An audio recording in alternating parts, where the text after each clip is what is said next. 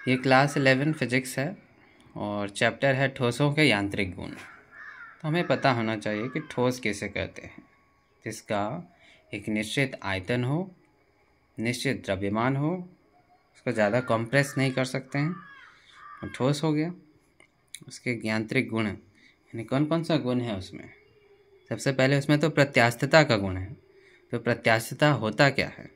जैसा लिखा है कि किसी पिंड का वह गुण जिससे वह प्रत्यारोपित बल को हटाने पर अपनी प्रारंभिक आकृति एवं आकार को पुनः प्राप्त कर लेता है, प्रत्यास्थता कहलाता है। तथा उत्पन्न विरूपण प्रत्यास्थ विरूपण कहलाता है। जैसे किसी गुलेल होता है ना, रबड़ को उसको खींच करके छोड़ देते हैं तो वापस अपनी पूर्वावस्था को पुनः प्राप्त कर लेता है, यानी वो प्रत्यास्थ है, यानी इलास्टिक बॉडी है। इसको खींच करके छोड़ देंगे, जैसे ही बल हटाएंगे वापस अपनी पूर्वावस्था को पुनः प्राप्त कर लेगा। प्रारंभिक आकृति और आकार को पुनः प्राप्त कर लेता है, यानी वो जो बॉडी है प्रत्यास्थ है। जैसे कि रबर, एग्जाम्पल में रबर दिए। और उत्पन्न विरूपण, उसको खींच देंगे तो विरूपित हो जाएगा, यानी उसके आकार में या आकृति में कोई भी परिवर्तन आता है, डिफॉर्मेशन होता है, तो उत्पन्न विरूपण प्रत्यास्थ विरूपण कहलाता है। और इसका जस्ट उल्टा, प्रत्यास्थता का उल्टा हो गया प्लास्टिक। प्रत्यास्थ पदार्थ, दूसरी तरफ उसका उल्टा हुआ प्लास्टिक पदार्थ। और प्लास्टिकता किसे कहते हैं?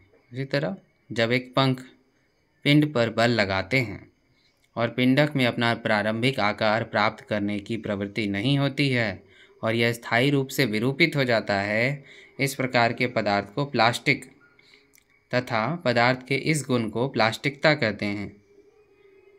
पंख और पुटी लगभग आदर्श प्लास्टिक हैं। तो प्लास्टिक किसे कहेंगे? जिसको इस तरह खींच करके छोड़ देंगे और वो अपनी प्रारंभिक आकार को प्राप्त करने की प्रवृत्ति उसमें नहीं होती है, स्थायी रूप से विरूपित हो जाता है।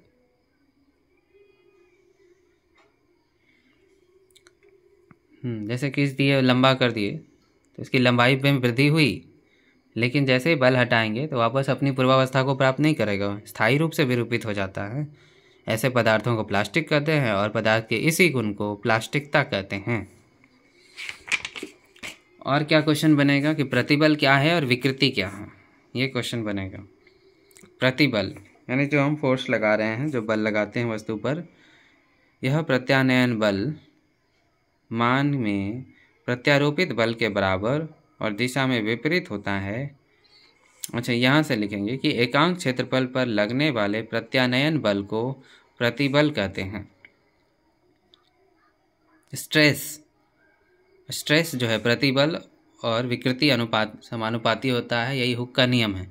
अच्छा, एक वर्ड आया इसमें, प्रत्यानयन बल किसे कहते हैं? इसका एग्जाम्पल इस तरह समझ सकते हैं कि जब किसी रबर को खींचकर छोड़ देते हैं तो ऐसा, तो प्रत्यानयन बल के कारण ही वो जो रबड़ है जो खींचा हुआ है वो अपनी पूर्वावस्था यानी पूर्व आकृति एवं आकार को पुनः प्राप्त कर लेता है। किस बल के कारण? प्रत्यानयन बल के कारण। रबड़ को खींच दिए तो लंबा तो हो गया और फिर उसको छोड़ते हैं तो तुरंत अपनी पूर्वावस्था को प्राप्त कर लेता है। किस बल के कारण? रीस्टोरिंग फोर्स यानी प्रत्यानयन बल के कारण वो वापस अपनी पूर्वावस्था को प्राप्त कर लेता है।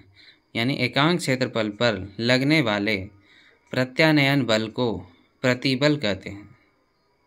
एकांक क्षेत्रफल का मतलब 1 सेंटीमीटर लंबाई, 1 सेंटीमीटर चौड़ाई।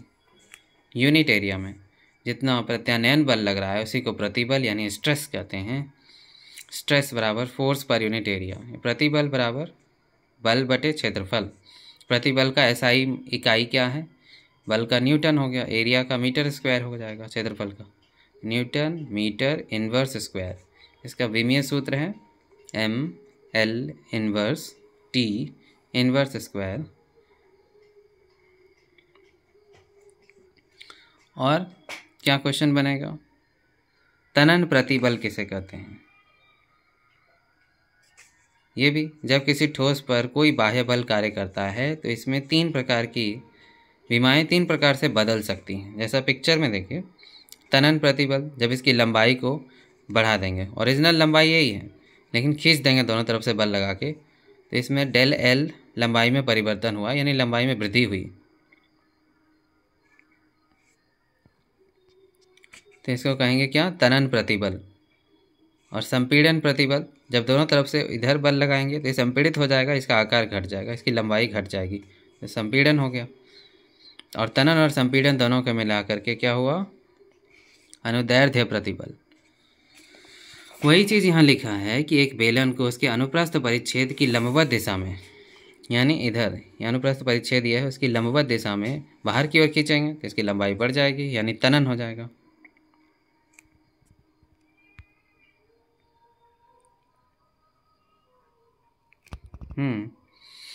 तो बाहर की ओर खींचेंगे तो लंबाई बढ़ जाएगी, तो ये तनन हो गया, इलोंगेशन। और अंदर की ओर बल लगाएंगे तो इसकी लंबाई घट जाएगी, कंप्रेशन हो जाएगा,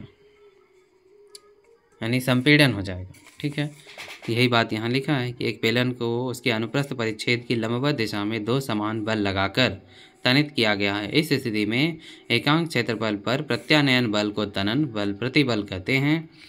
यद्यपि यदि प्रत्यारोपित बलों के कार्य से बेलन संपीड़ित हो जाए तो एकांक क्षेत्रफल पर प्रत्यानयन बल को संपीड़न बल कहते हैं।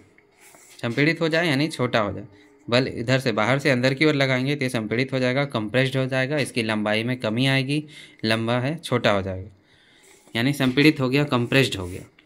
ठीक है, और दोनों को ही तनन और संपीड़न अनुदैर्ध्य विकृति के ही प्रकार हैं। दोनों ही स्थितियों में बेलन की लंबाई में अंतर हो जाता है। तनन हो गया यानी लंबाई में वृद्धि हुई, संपीड़न हो गया यानी लंबाई में कमी हुई। तो यहाँ यानी बेलन की लंबाई में परिवर्तन हुआ, चाहे वृद्धि हो, चाहे संपीड़न हो, चाहे कमी हो, उसकी प्रारंभिक लंबाई के अनुपात को अनुदैर्ध्य विकृति कहते हैं। तो अनुदैर्ध्य विकृति किसे कहते हैं, बेलन की लंबाई में परिवर्तन बटे मूल लंबाई या प्रारंभिक लंबाई, तो डेल एल बाय एल, ये हो गया।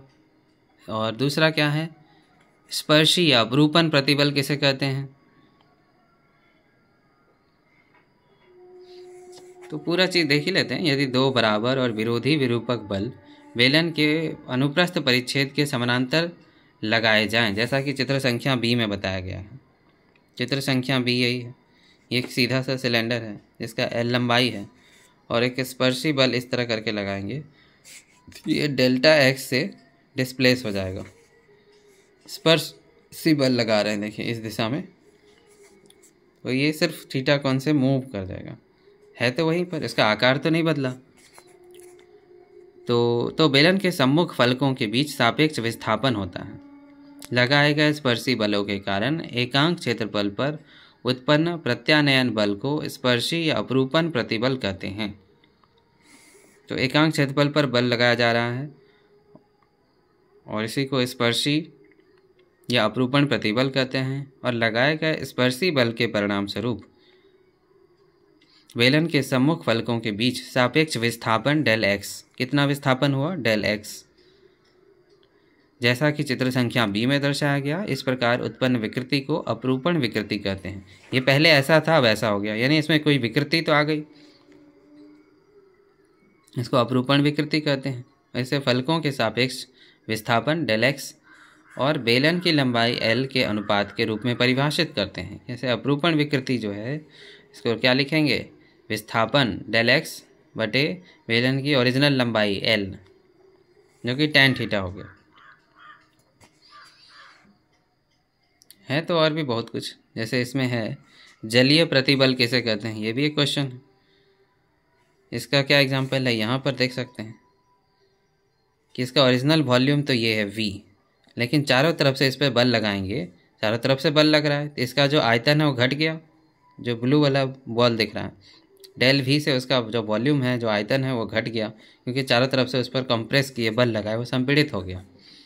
यही जलीय प्रतिबल है कि द्रव से बाहर निकालने पर पिंड अपनी प्रारंभिक आकृति और आकार को पुनः प्राप्त कर लेता है। इस स्थिति में एकांक क्षेत्रफल पर आंतरिक प्रत्यानयन बल को जलीय प्रतिबल कहते हैं और इसका मान जलीय दाब के बराबर होता है। फिर एक और है कि आयतन प्रतिबल किसे कहते हैं। तो जलीय दाब के कारण उत्पन्न विकृति को आयतन विकृति कहते हैं।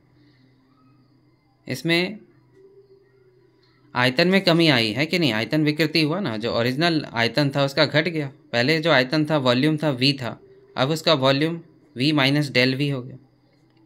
उसका वॉल्यूम या उसका आयतन घट गया, यानी आयतन में विकृति आई, इसी तो आयतन विकृति कहते हैं। क्या इसका फॉर्मूला है, क्या सूत्र है?